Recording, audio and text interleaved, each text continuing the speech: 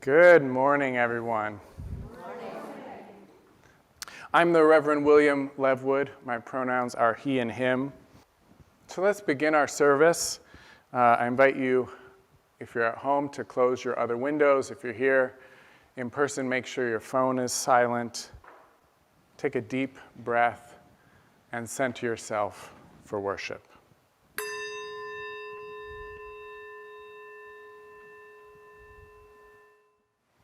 We begin by calling forth and honoring the people who made each of us our biological and spiritual ancestors, our teachers, our guides.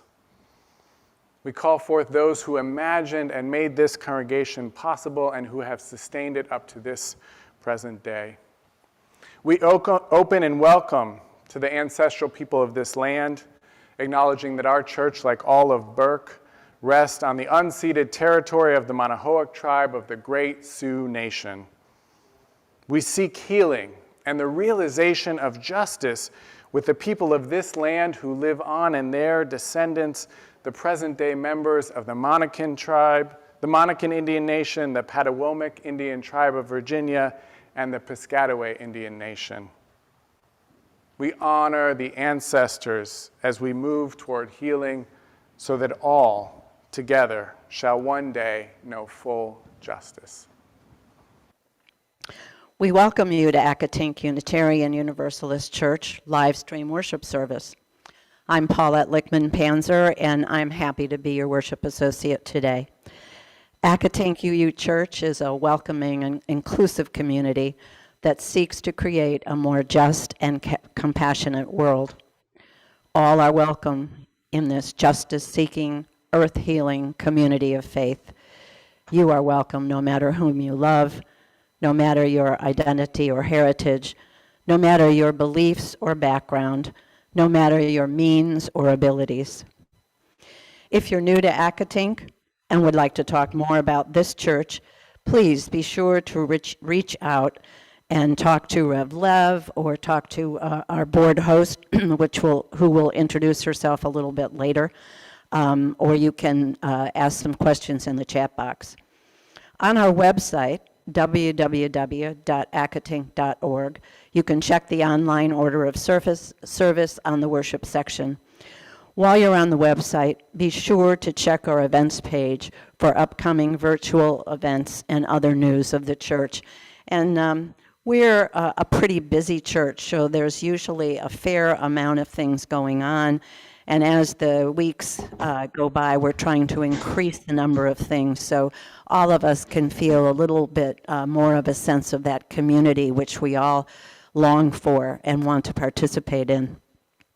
Whether you're a longtime member or a newcomer or something in between, we encourage you to stay for our either the virtual coffee hour immediately after the service, or with masks on, we can hang around a little bit in here as well.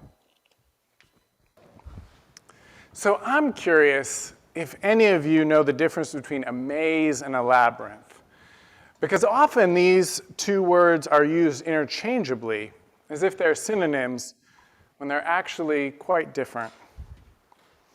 A labyrinth has only a single non-branching path which leads to the center. The path may meander. It may take you inside of the center only to lead you back out far from the center. You might feel like you've gotten lost, but rest assured, you will get to the center. There's only one pathway. You follow it to the center, and then you follow it back out again. Now, a maze may look similar to a labyrinth, but it has many different pathways. There is no guarantee that you will get to the center, and no guarantee if you do that you will find your way back out again. You can go astray on the wrong path. You can end up somewhere entirely different from where you meant to go. So there's a famous story about a maze, and for some reason, in this famous story, the maze is most often called a labyrinth.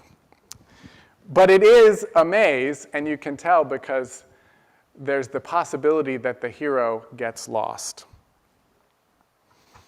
Now, in the story, there's a monster at the center of the maze. And the hero's task is to find the center, defeat the monster, and then find their way back out again. 3 difficult tasks.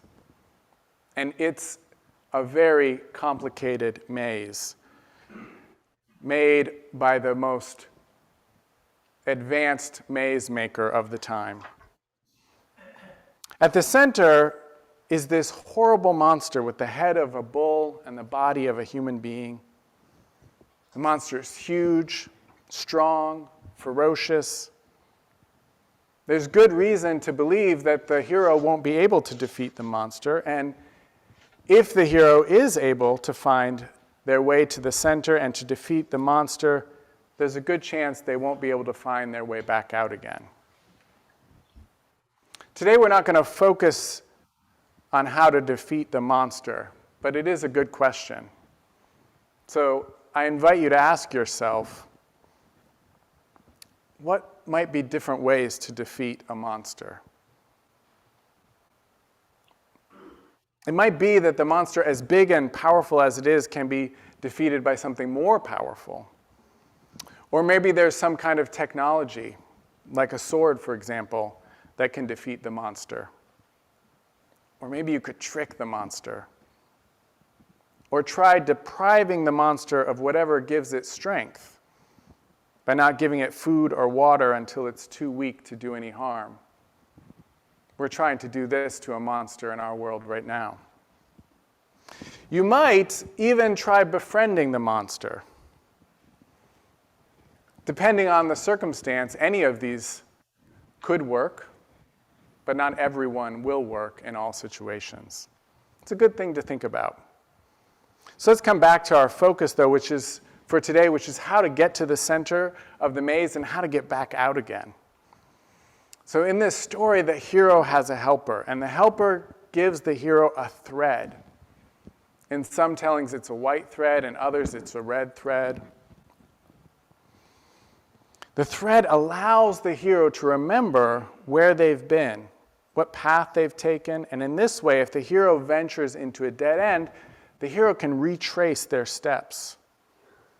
Following the thread back to where they took a wrong turn, they can try a different option. So as long as the hero doesn't let go of the thread, the hero is going to end up in the center. And then the hero will be able to find their way back out again by following the thread. What I think is really remarkable about that thread is the thread turns the maze into a labyrinth, into a journey that will eventually, as long as we just hold on to that thread, as long as we're willing to retrace our steps, to change course and keep learning, we will find our way.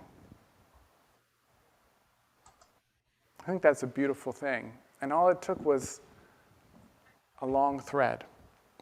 So later in the service, we're going to explore what that thread might be.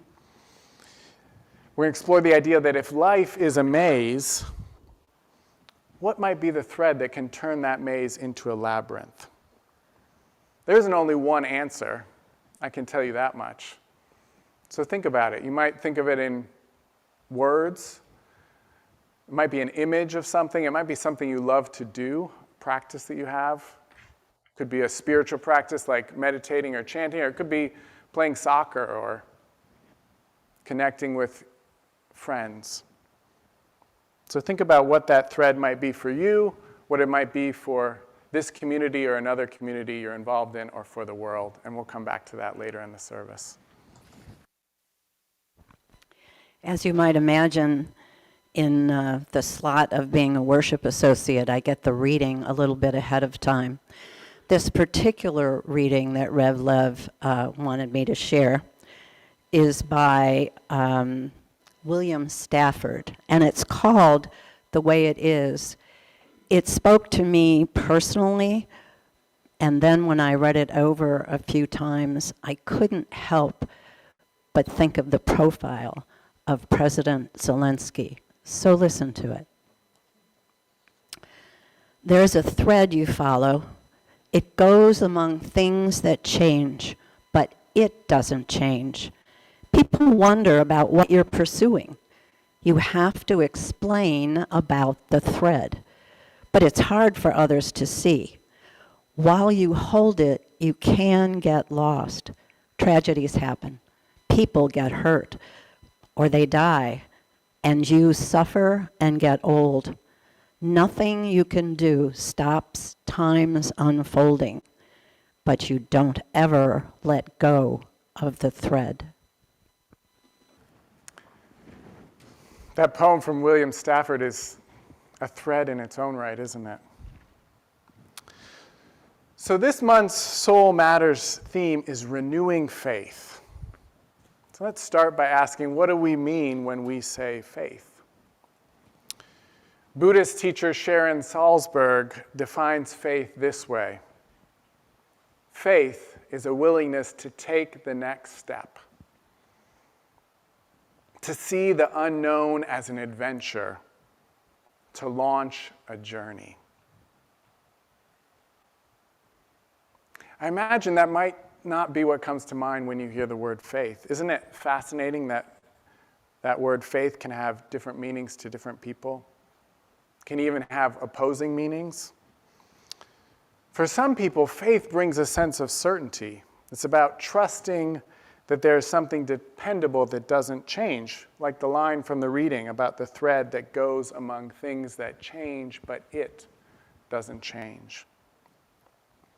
But in this quote from Sharon Salzberg, faith is the willingness, the courage even, to step into the unknown, to see the unknown as an adventure, an invitation to a journey. Maybe faith is both of these things, in the same way that a maze can be a labyrinth if we just hold on to the thread. So that story earlier is a story of Theseus, the Minotaur, and Ariadne. When we start to think about the thread of Ariadne as a metaphor, as pointing towards something that can guide us through the many twists and turns on life's journey so that we don't lose our way in the maze, well, then I feel like William Stafford's poem takes on the quality of a riddle or a Zen koan. What is this thread? The poet doesn't tell us, except to say that it's invisible to the eye, hard for others to see, that this thread keeps us from getting lost even as tragedies happen, even as people get old and die, that this thread goes among things that change while it doesn't change. Now, I think it could be tempting to mistake the thread for armor, to think that there's something that could keep us from pain,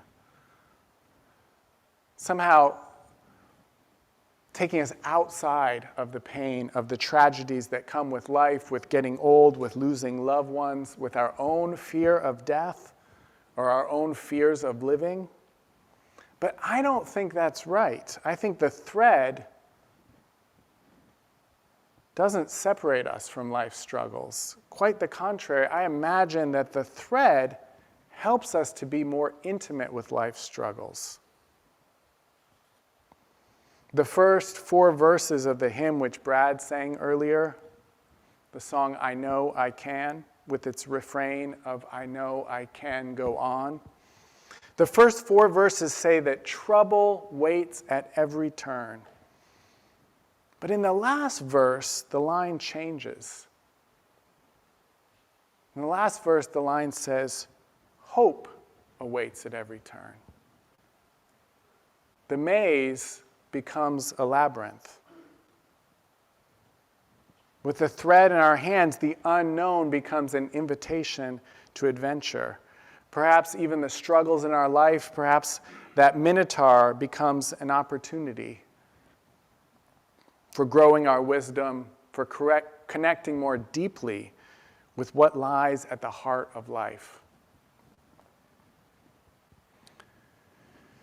The poet, David White, the white poet, David White, speaks of courage in a way that brings the thread to mind for me. He writes, "To be courageous is not necessarily to go anywhere or do anything except to make conscious those things we already feel deeply, and then to live through the unending vulnerabilities of those consequences."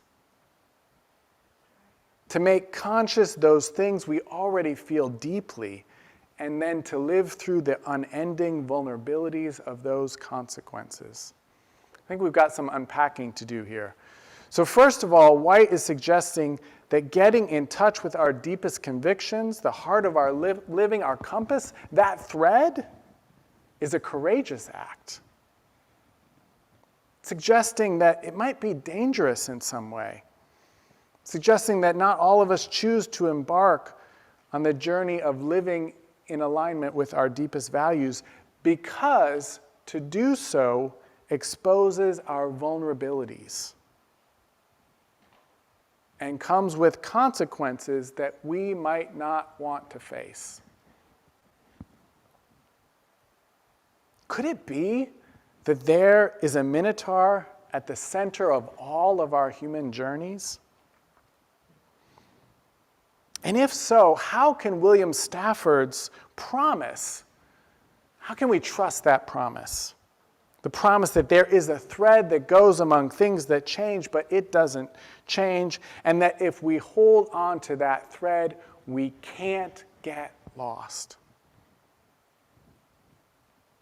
So I'm going to suggest that we might find a clue in the Tibetan Buddhist Lojong tradition. Clue, by the way, originally referred to a ball of yarn, and it acquired its present meaning from this mythological story of the Minotaur, where it was the thing that could guide a person through a difficult place, the clue. So let's come back to Tibetan Buddhist Lojong. Lojong means mind training, and it's a particular method of training the mind primarily through the use of 59 short phrases that capture key aspects of the method, phrases that are also paired with meditation practices. Now, many of the meditation instructions and the philosophical insights of Lojong are core to Buddhist teachings. Their expression in Lojong is not much different than in any other kind of Buddhism. But one part of the method stands out as unique. That's the idea that life's struggles, that our pains and fears are the ideal tools for transforming our hearts and minds.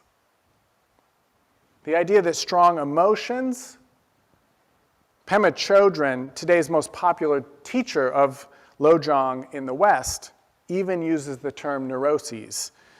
She says there's a saying that the stronger the neuroses, the stronger the wisdom. Do you see her point? Think of the energy that you possess when you're in the grip of rage or panic, or even of the power that worry has over us, or the gravitational pull of despair or depression.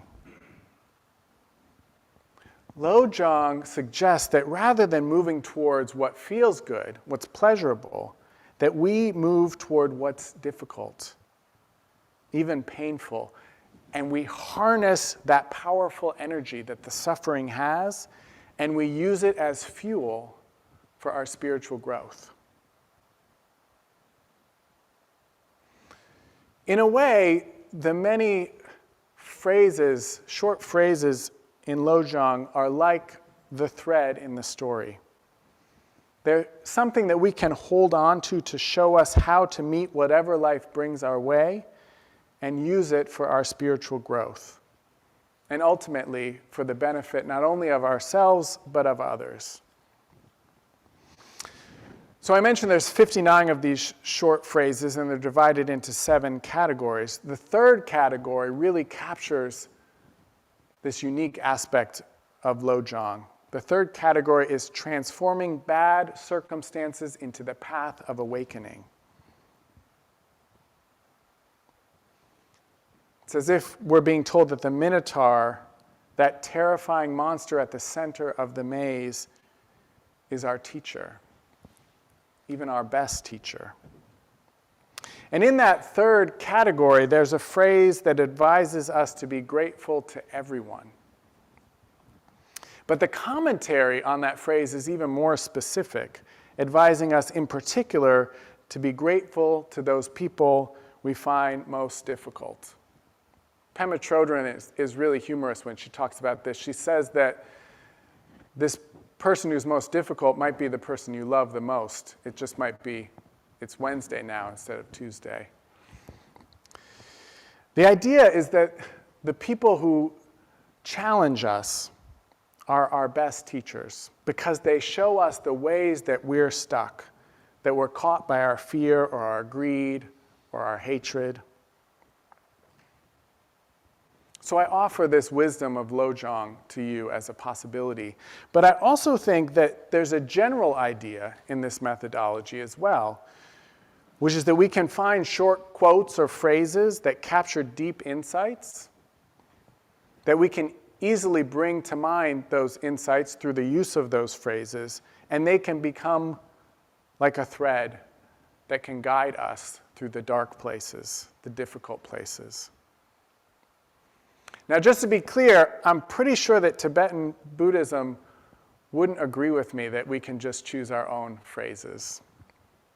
I'm not 100% about the Lojong tradition, but my other experiences with Tibetan Buddhism have taught me that the path is laid out very clearly, like steps on a pyramid or on a journey up a mountain that's been traveled by others before, and you're really supposed to follow all the steps in order in the Tibetan Buddhist tradition.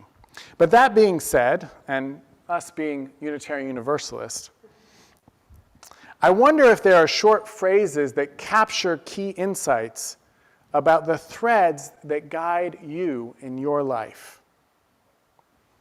Our Soul Matters small group materials for this month suggest a spiritual practice of expressing your faith in 6 words. This comes from a different practice of making 6-word stories. So take a moment and think about that. Think about what's most important in your life. Is it knowing what's true? Is it being loving? Is it accepting life as a gift? Is it bringing more justice into the world? Perhaps there's even a single word that captures a central concern in your life. For me, I often come back to the word nurture. And as a minister, I ground my ministry in the practice of listening. So I wonder for you, is there a word or 2 or 3 or 6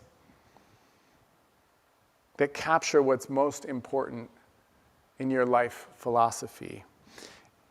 And can you use those words, perhaps that 6-word phrase or 4-word phrase or 8-word phrase or single word, as a thread that can guide you through the difficulties life brings, that can be like bringing your attention to the soles of your feet? Now, maybe you come up with the words yourself, like the Soul Matters practice suggests, but maybe you find them in the words of others.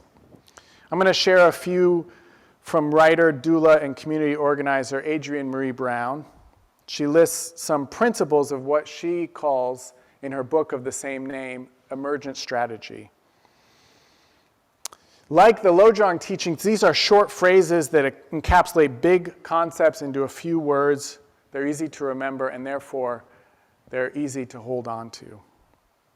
Many of them are, in fact, 6 words long.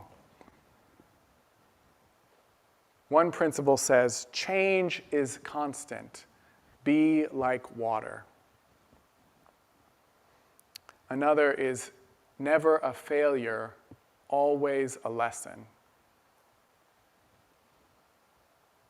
Move at the speed of trust.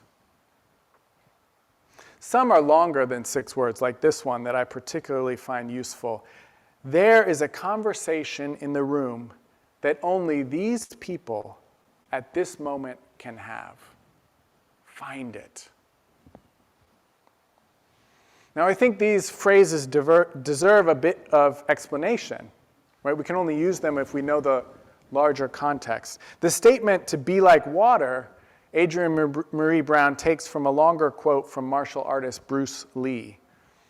Being like water means to be adaptable, to be like water in the way that it can take on the shape of whatever vessel it's poured into. If you pour it into a cup, it takes on the shape of a cup.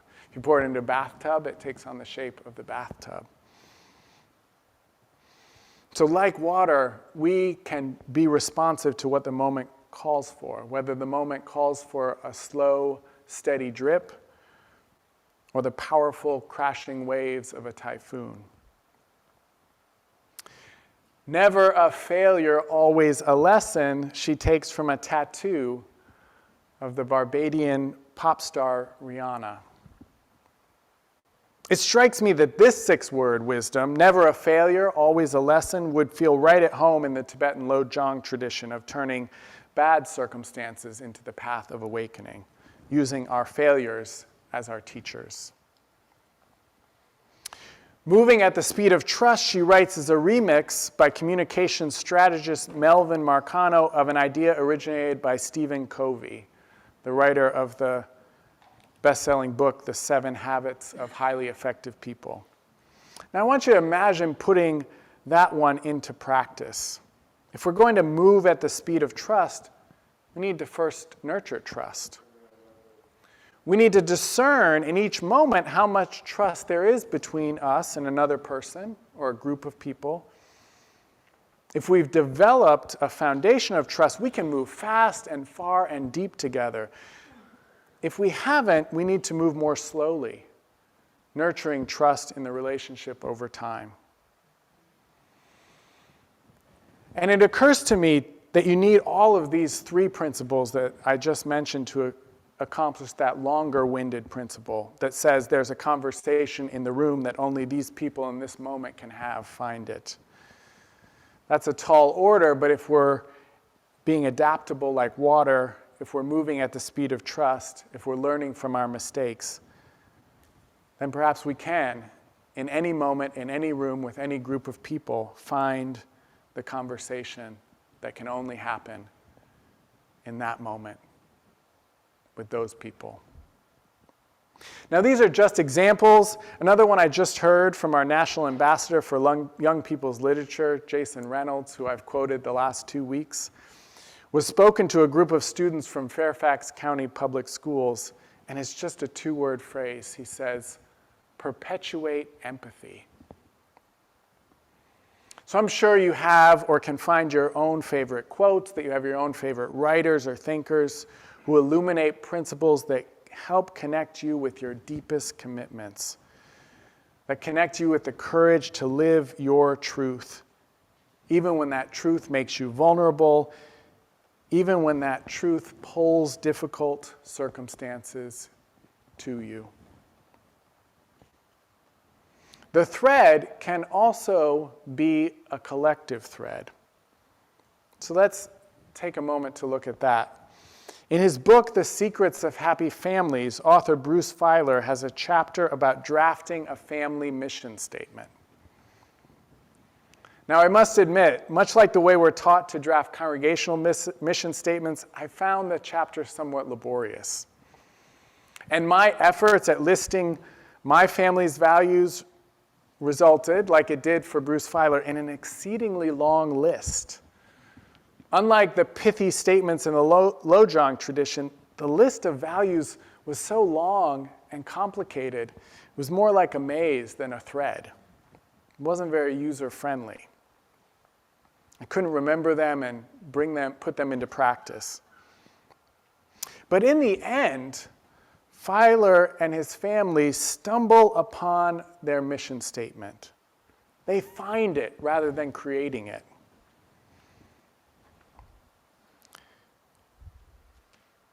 It's a phrase that Bruce had included in a toast at a gathering when their twins were 6 weeks old.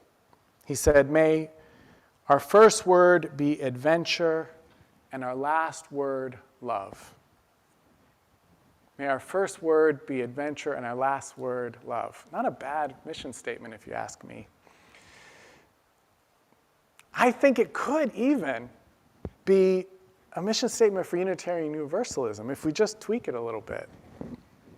If we change it to may our first word be exploration and our last word be love.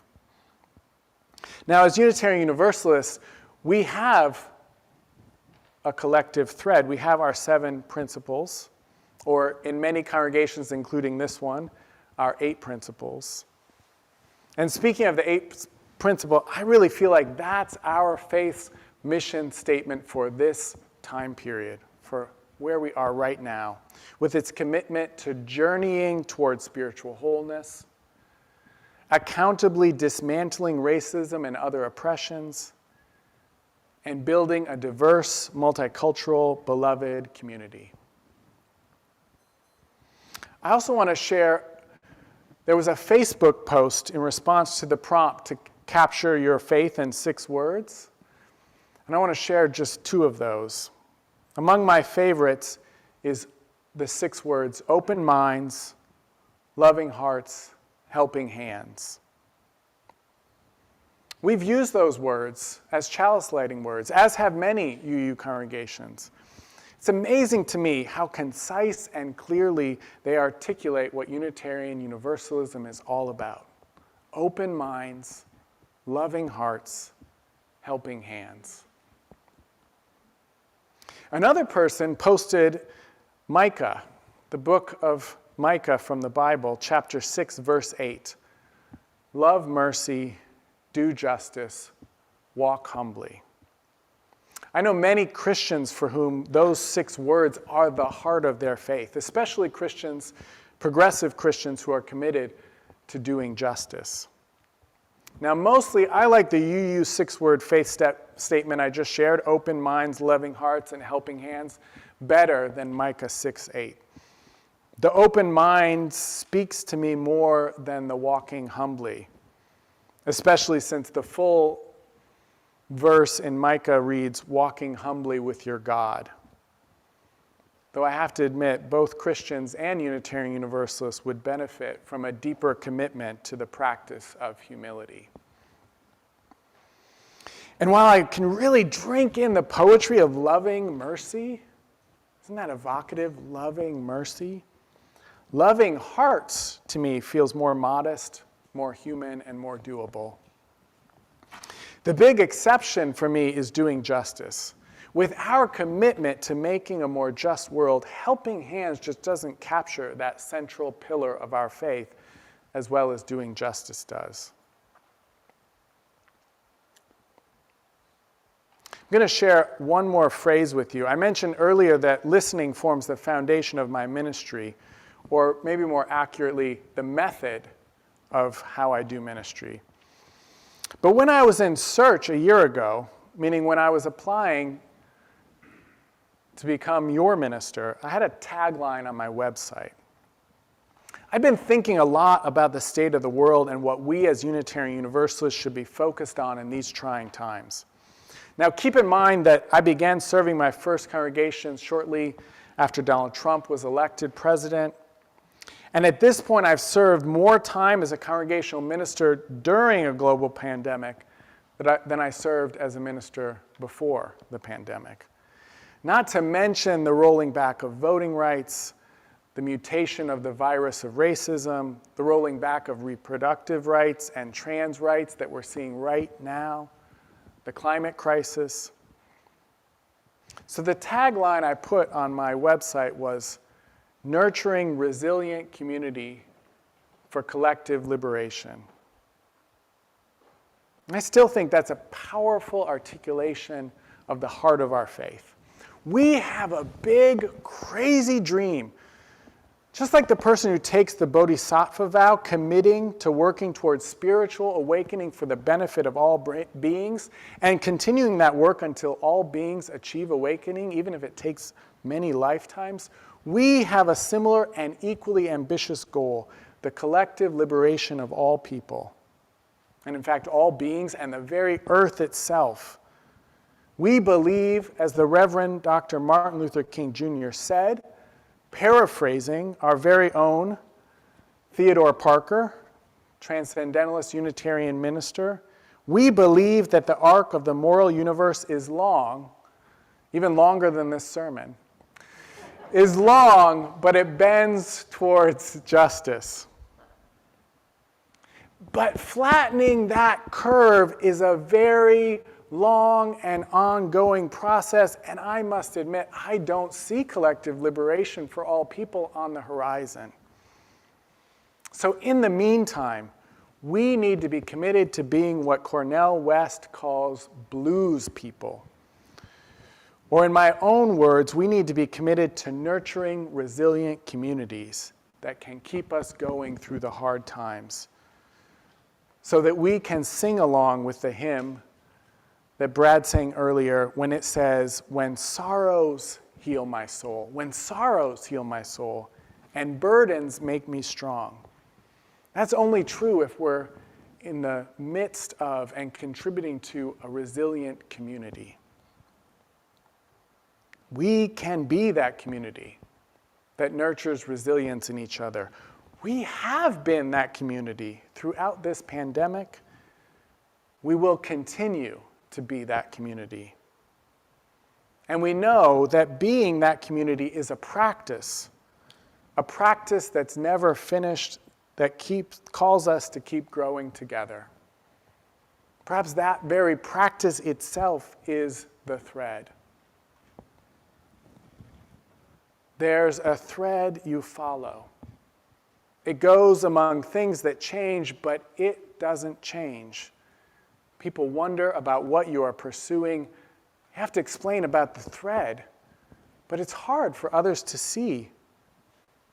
While you hold it, you can't get lost. Tragedies happen, people get hurt or die, and you suffer and get old. Nothing you do can stop time's unfolding. You don't ever let go of the thread. So I encourage us individually and collectively to search for our thread and for the words to express and center ourselves in that thread, or maybe the images, like the images that you'll put on the tiles next week, to collect them like stones. I forgot to bring my stones today, but until you find 1 or 2 or 5 that really feel right in your hand, until you find the thread that you can weave your life from. The threads that's like that proverbial comfy sweater, old and warm, but it just feels so right. Or the pants that have just the right weight, that hang off your hips, the way that feels just right for you. In this time when there is so much that is uncertain in the world and bigger than us and beyond our control, which is actually true at any time, it's just more noticeably true right now. I want to invite us to focus on the thread that goes among things that change, but it doesn't change. As 13th century Zen teacher, founder of the Soto Zen sect, Ehe Dogen wrote, I want to invite you to take the backward step and shine the light inward. Because we may not be able, and we're definitely not able all on our own, to stop the pandemic or the war in the Ukraine or the famine in Afghanistan or the terrorist attacks in Pakistan or the flooding in Australia, but we can commit to a life of caring for each other, to nurturing resilient communities committed to collective liberation, to keeping our minds open, our hearts loving, our bodies engaged in doing justice. We can do all of this, and we can do it with courage and with humility in any moment, in every moment. We can approach any bad circumstance as part of the path towards spiritual growth, saying to ourselves, never a failure, always a lesson. Change is constant, and we can move like water. We can move at the speed of trust. We can perpetuate empathy. No matter what, there is a conversation in the room that only these people at this moment can have, and we can find it. We can find it. We can hold on to that thread. May it be so. Amen, amen, amen, and blessed be. Though Rev Lev is going to extinguish our chalice flame, we carry within us what we kindled: the light of inspiration, the warmth of compassion, the fire of commitment. May we bring these gifts into our lives and share them radiantly out in the world. I invite you to join me now in our community blessing with these words of David Bumbaugh. This church is dedicated to the proposition that behind all our differences and beneath all our diversity, there is a unity that makes us one and binds us forever together in spite of time, death, and the space between the stars. We pause now in silent witness to that unity. May each of us find the thread that turns the maze of life into a labyrinth. Whether that thread is a quote or an image or a practice or a community or a dog named Noble. May it be so.